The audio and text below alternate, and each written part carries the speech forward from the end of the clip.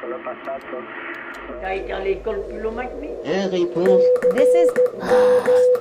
Spell, c'est un distributeur de mots remarquables. Donc il s'agit de montrer des listes de mots que je choisis soigneusement. Là, j'ai choisi des mots français d'origine arabe, mais entrés dans la langue française depuis très longtemps. Ce qui fait qu'on a tout à fait oublié que abricot, c'est un mot d'arabe, algèbre, c'est un mot d'arabe, que geôle, c'est un mot d'arabe, que taffetas, c'est un mot d'arabe. Voilà. Parce qu'en fait, c'est tellement assimilé qu'on s'en souvient plus.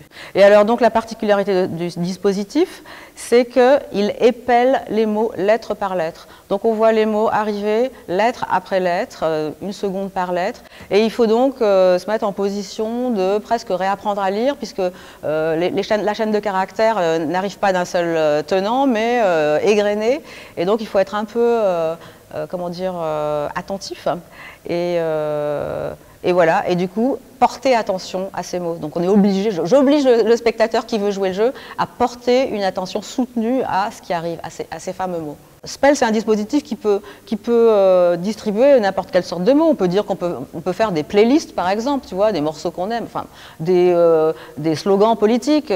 Là, j'ai choisi de mettre les mots français d'origine arabe. Après avoir fait les interviews des adolescents, quand je me suis rendu compte que l'argot avait une forte proportion de mots arabes. Et je me suis dit, ça serait intéressant quand même de parler un peu de l'arabe, qui est un peu le parent pauvre des langues de France, puisqu'il n'est même pas considéré comme une langue de France. L'arabe qui n'est pas assez mis en valeur en France.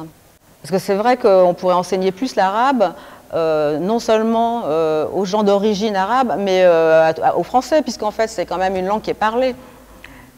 On pourrait donc mettre en valeur un peu plus cette langue. Donc c'était l'occasion.